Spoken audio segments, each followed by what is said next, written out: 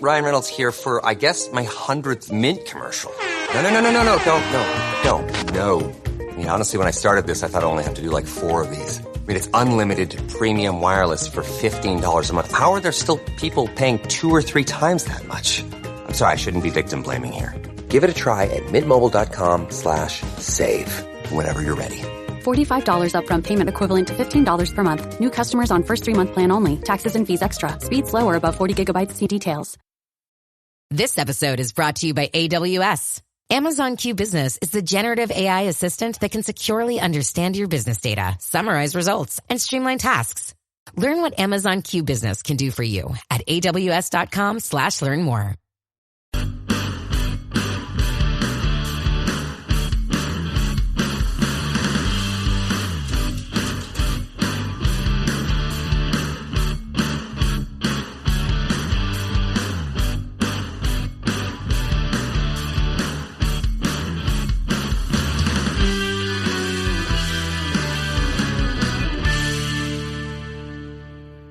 All right. Welcome back. It's Fit Nation. All right. Welcome back to the Misfit Nation.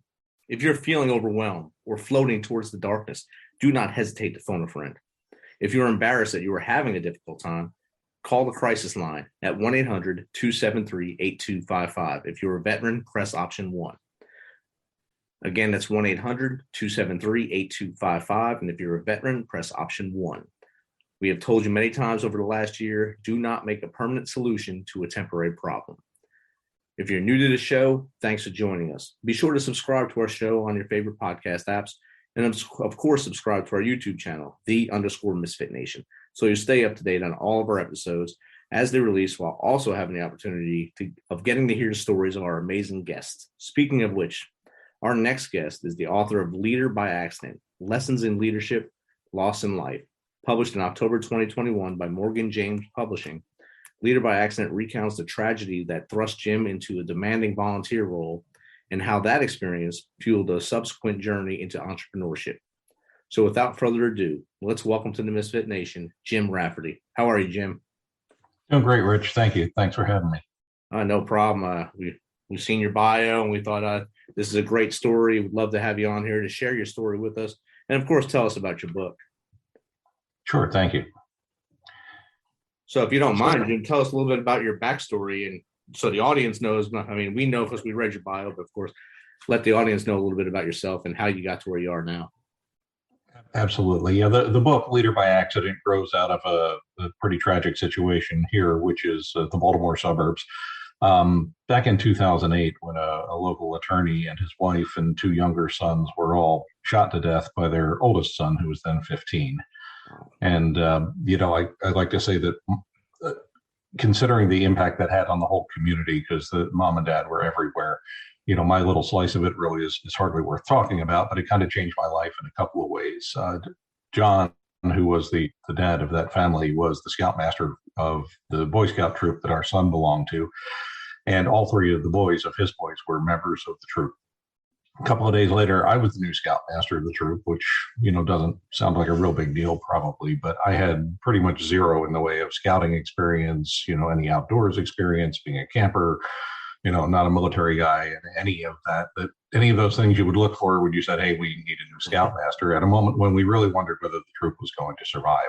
So, that in itself is maybe an interesting little story, but the bigger part of the book, I think, is the way that those experiences then fueled a journey into entrepreneurship a few years later when I lost the job that I had for 2 decades.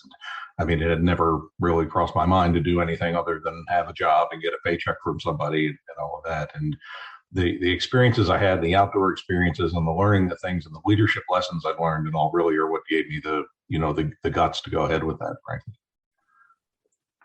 That's of course, that's a horrible way to wind up into the leadership role, especially with scouts and having to not just be the leader of those young men as they're becoming scouts and moving up through the scout ranks, but also being there for them in that time when they were wondering what happened to their former scout leader and the tragedy that unfolded there. And so you had to be both leader and kind of like a mentor, dad oversight for all them young men at that time. I'm sure that was difficult as well. It was really a perfect storm of horribleness. I mean, it truly was, because everybody had not only lost their scoutmaster, but at least a couple of friends, because all three boys were members of the troop. And it was a tough time. And, frankly, we got through it in a couple of ways. I mean, as a leader, I was smart enough to get some help from people who did know what they were doing and could handle the nuts and bolts, and be my training wheels while I learned how to be a Boy Scout, so to speak. Right. And the other thing I think we did that was really significant through that process is we never hid from what happened. We never swept it under the rug. We talked about it openly. We would spend time in troop meetings as, the criminal case developed and went through the court system and all that. And we talked it through, and we checked in on each other. We made sure of how each other were doing. And I think that was a big part of, the reason that the troop not only survived, but really thrived. I mean, a year after that, we were larger in numbers and busier and just had a lot of really good stuff going on. That's amazing. And I know you said you had no idea about scouting, so I'm sure becoming the scoutmaster took you out of your comfort bubble, out of your comfort zone. How did that feel, going from not having to do all the higher volunteer tests, all of a sudden now in charge of all of them? Yeah, 100%. It took me out of my comfort zone because I had been a Boy Scout as a kid for maybe a couple of weeks. I really didn't like it. And I think really, honestly, looking back, that had to do that I moved to a troop where, most of the kids were older and I didn't know anybody. And at that age, you just go, nah. But, so maybe if I'd stuck with it, but I didn't. So I had none of that experience. I really had never camped or any of that kind of stuff. And so, in a couple of ways, I mean, sort of the physical challenges of some of the regular camping trips, honestly, but also we did high adventure trips to the Florida Keys and to Yellowstone National Park. And my wife and I and another couple unrelated to scouting hiked down to the bottom of the Grand Canyon and back out against all odds. And, those kinds of things, that physical challenge part. But also, I think I learned a lot about empathy and being a leader. And part of what gave me that empathy was a lot of times when one of our scouts was doing something for the first time, stepping into that wobbly canoe, or, the first step onto the trail, not knowing what's ahead or whatever, those were often first steps for me too. And that gave me a measure of empathy that, that maybe was different from other experiences. Definitely. And I'm sure, like you said earlier, it's a steep climb to learn all that stuff on the fly and keep that cohesion of the young men that you're bringing together. And then this led you to entrepreneurism after going through all the volunteer and the climbing up through the ladders of volunteering.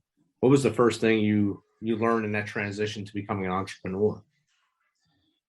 Connecting those dots came a lot later, but the entrepreneurial story was really pretty simple in that, I lost the job, as I said, that I had for over 2 decades and started to look for another job because that's all I ever knew how to do. And shockingly, people were not lined up around the block to hire a 51-year-old self-taught marketer, So, a couple of people came to me and said, hey, could you look at my website? Could you do this? Could you help me with that? And I thought, well, maybe there's a path here to doing marketing on my own. And eventually I just decided, all right, let's do this. And I went downtown and filed the paperwork and formed the company and told the state of Maryland to stop sending the unemployment checks. And that's almost, it's 9.5 years ago.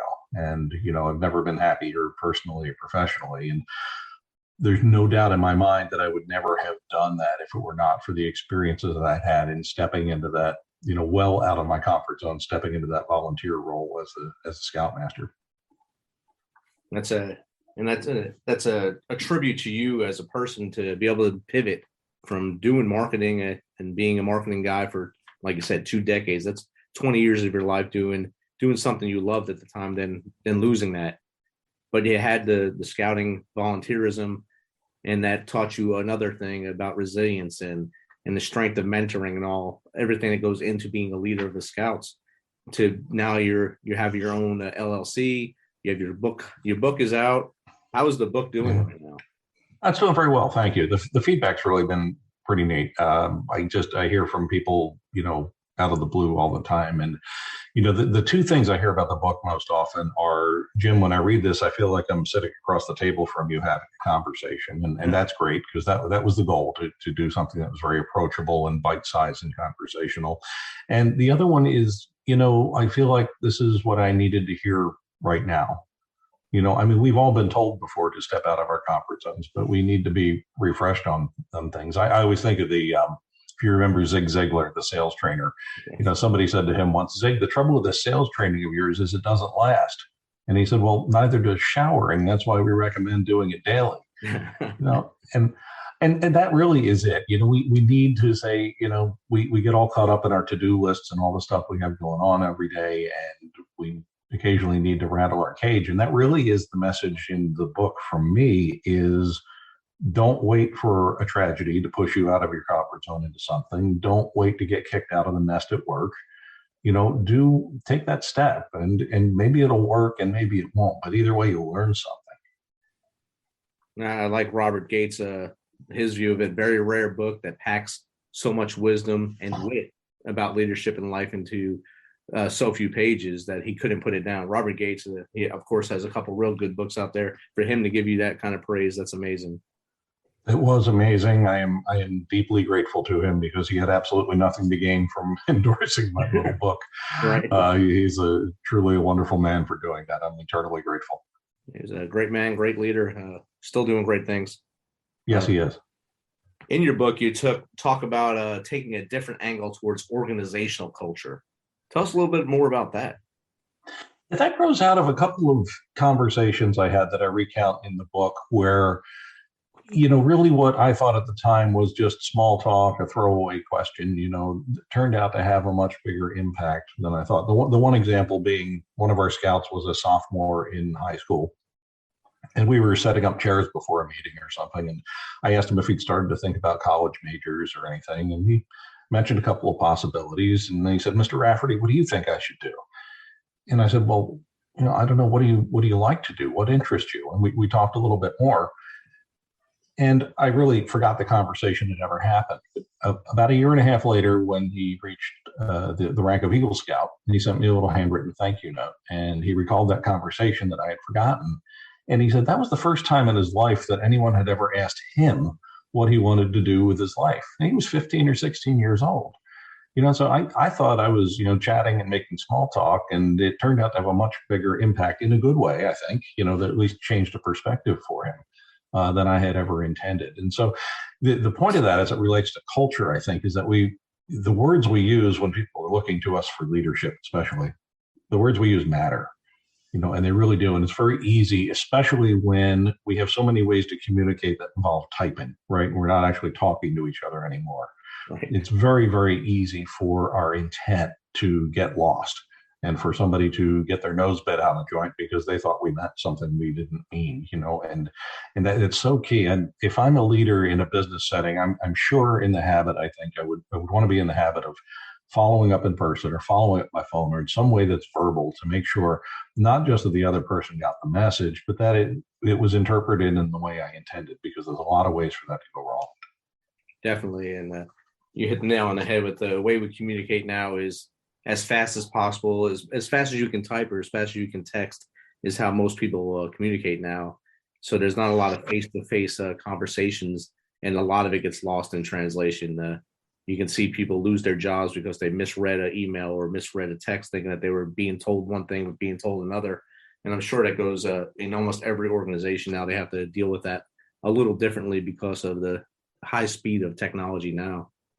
Right. And the even bigger challenge here in these last couple of years is we're not in the same room anymore so much, right? We're all, remote working, remote learning. And not only are we not in the same room where we could pick up nonverbal cues and stuff, but we maybe know and we maybe don't know how much our employee has going on at home, whether he or she is also trying to homeschool kids or, has all this other stuff going on while they're working remotely and trying to figure out how to hold their whole life together. So it takes really an extra measure of empathy as a leader, I think, and a little more effort, again, to follow up and to be careful about the language we use and the way we use it. And I think empathy, along with learning your people, learning a little bit more about your people than you did before, because like you said, we're not face to face. And like the last 2 years, really not face to face, because everything went to either like we're doing right now via Zoom or just a quick phone call or email all day long. They don't talk to anybody but that email, and they don't know what the person's feeling on the other side or what chaos is going on in their house because what the pandemic has put on them, and having their kids run around the house doing homeschool, and then maybe going back some kind of hybrid school this year or the end of last year to try to adjust to that. So a lot of parents had to flip that switch and figure that out as well. So that the bosses, the leadership of organizations really had to be on their game to keep good employees around. Absolutely. Yeah. There's a chapter in the book called The Whole Person, and that's exactly what it's about. And, when I became Scoutmaster, I had to sort of assess what I was good at, which wasn't much in terms of scout skills, and, the things I could do and the things I couldn't do right off the bat. And I thought one of the things that I'm going to make it a point to do, especially since we're living through this tragedy in the aftermath of it together, is that I'm going to understand these guys and what they do when they're not Boy Scouts. So I made it a point to, once a year I'd take the troop roster and put their birthdays on my calendar, which took 15 minutes.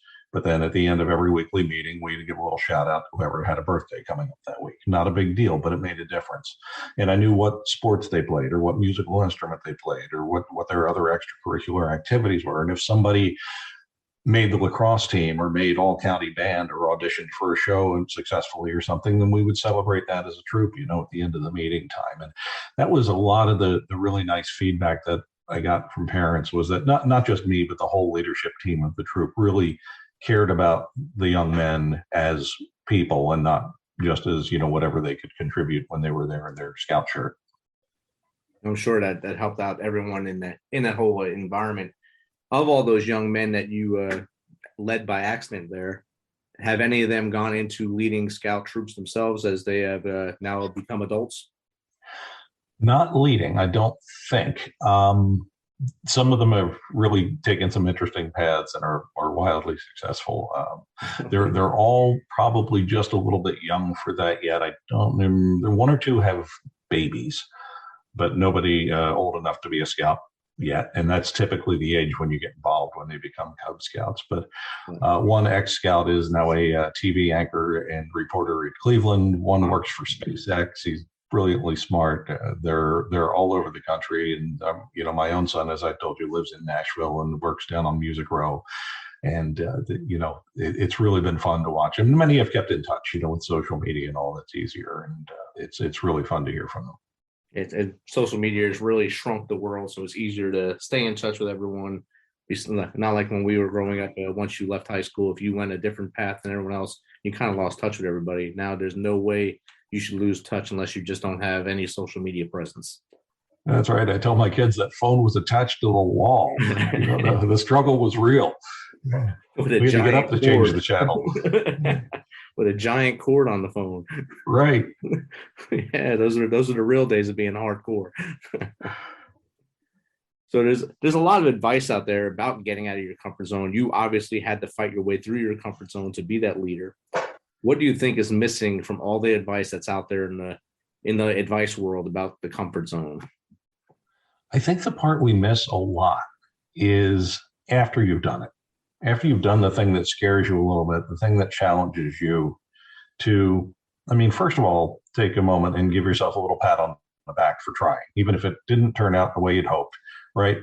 Give yourself credit for trying. Think about what went right, what went wrong, what you would do differently next time. Because, again, we're so busy, right? Our little electronic leashes here chime and buzz all day long, right? Demanding our attention. And we've got these to-do lists and a million things to do. And what gets lost is the time for reflection. And the example I use for that, which I sort of alluded to earlier, is, these two parts of Leader by Accident, where I became Scoutmaster and I became an entrepreneur. Well, I didn't wake up one morning and say, hey, I hiked the Grand Canyon, therefore I'm going to go launch a business. That came later as you think back and you reflect on it. And you go, wow, whatever gave me the guts to think I could do that? Right. And then the answer becomes clear, and I truly have no doubt that it was all those scouting experiences. But that's the part we miss, I think, is taking the time to learn. There's that saying about how the windshield's so much bigger than the rearview mirror because we need to look ahead and not look back, right? But right. There are lessons to be learned in that rearview mirror. I truly believe that.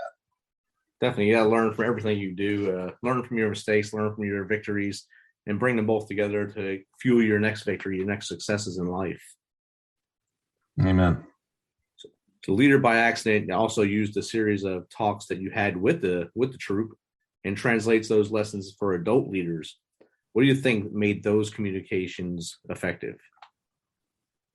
Yeah, that's a great question. So yeah, what you're talking about is a thing called the Scoutmaster Minute. That's a part of the scouting program. And just like it sounds, it's a brief little message that the Scoutmaster delivers at the end of each weekly meeting. So, the boys that form a circle, we go over any last minute reminders, announcements, and then the Scoutmaster delivers a little message designed to send them out the door with some kind of positive or motivational thought.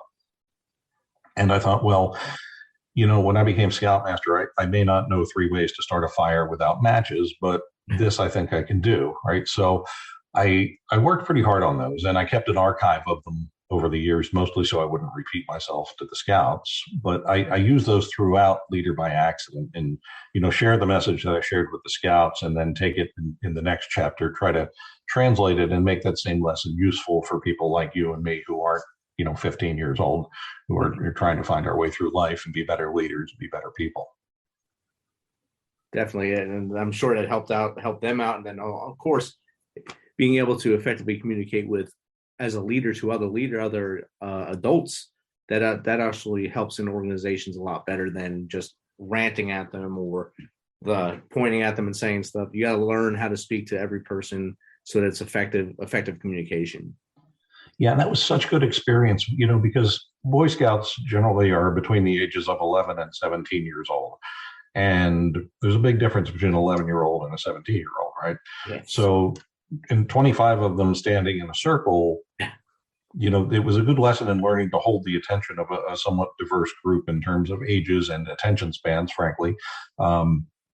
So that I think translated very well into, and I offer some advice in the book about this, and the general advice, like speaking to a group, like, giving a sales presentation or talking to your own team or whatever it is, and the do's and don'ts, like the obvious don't of, don't read every word on every slide of your PowerPoint, right? Because, you'll just bore people to tears. But what to do instead, those kinds of things that lead to better communication. And don't stare at your own PowerPoint while you're speaking about your PowerPoint. That helps. That too. Look at the audience and just speak. That's right. A big plus to people. Exactly. Your job is to bring the PowerPoint to life, not to recite it. So if you had to sit down with a young Scoutmaster now that just his son roped him into leading the troop, what advice would you give that young Scoutmaster? Don't be afraid to admit what you don't know. I was very transparent with the guys. They knew that, I did not have the scouting skills that a Scoutmaster typically would have, and that other people were around who did, so we would be okay. And, care about the whole person, like we talked about, right? Not just how far away they are from their next rank or whether they're ahead or behind. That's part of it. You want to keep them on track and keep them motivated and moving forward. But to care really about who they are as human beings and celebrate their successes and grieve with them when things don't go well. And, I think that's one of the themes of those, maybe not a theme, but one of the hallmarks of all those Scoutmaster minutes is a lot of them really have very little to do about scouting.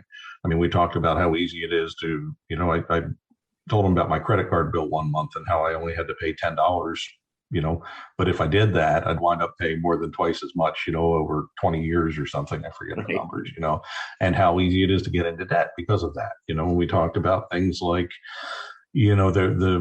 a book I had read about the teenage brain and their mood swings and what's going on there to help them understand that, because it's a very frustrating time those years. And, I think the final thing I would tell is a long answer to a short question. Sorry. But the final thing I would tell a Scoutmaster is, to not be afraid to admit what you don't know, to be empathetic, to understand the whole person, and, to celebrate and grieve with them. Right. And now the same question, maybe 3 tips for that young or any age entrepreneur that's trying to start their own business and get out of the corporate grind to become their own boss. Yes. Okay. So start today and build your network. before you do that, because that was one of the mistakes I made. I didn't do enough networking when I had a, quote unquote job. But when that job came to an end and I started to think about being an entrepreneur, I reached out to virtually everyone I knew and said, hey, can you sit down for a cup of coffee and just talk? I have this idea. And just about everybody said yes. I mean, people are happy to help. And you bounce your ideas off of them and they offer their feedback, and most are extremely supportive. And what happens is not only are they supportive, they'll have some ideas that will help to refine your plan, some suggestions that might make it better. And then they'll say, you should talk to so-and-so, and they'll make an introduction for you. And your circle grows and your circle grows and your circle grows. So, that's, talk to everybody you can talk to, as much as you can, and let that circle grow organically that way. And then also find some support somewhere in all those things. I belong to a monthly business peer group where we sit down around a conference table for 3 hours one morning every month, and we solve each other's problems, 8 to 12 people in any given meeting. And you get to know each other really well, not just what you do for a living, but, family issues and your personal stuff. And it works on a much deeper level, because especially if you're going to be an entrepreneur and you're going it on your own as a solo entrepreneur, you need some other voices in your ear, to help guide you and hold you accountable, the things that you don't get when you leave that office behind.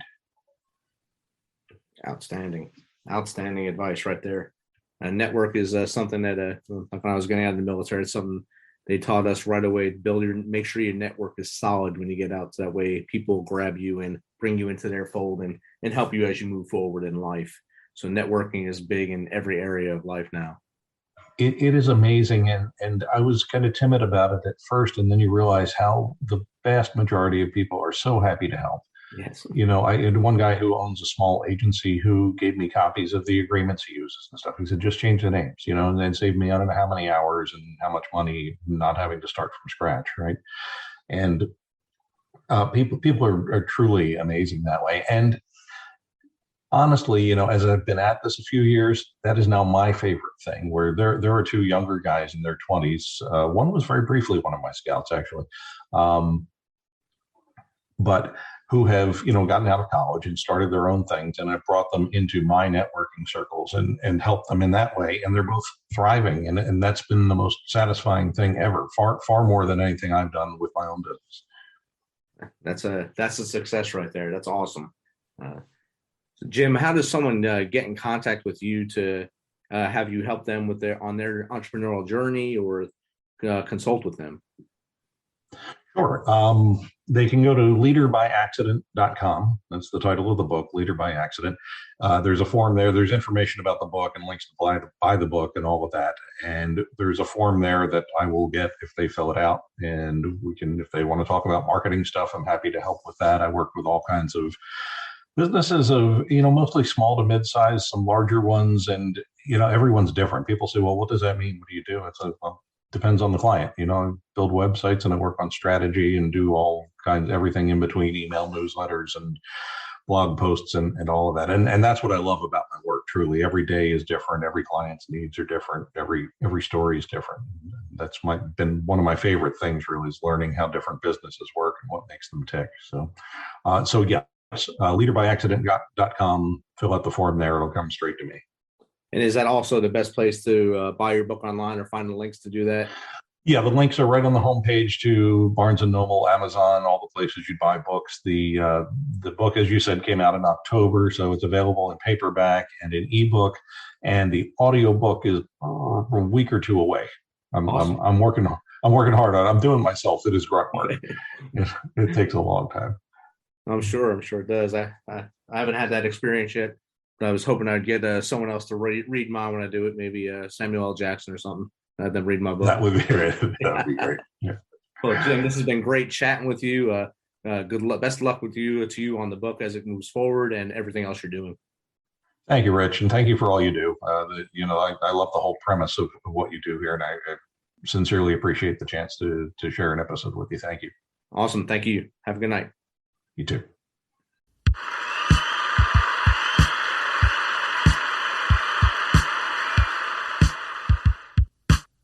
You know how we do this.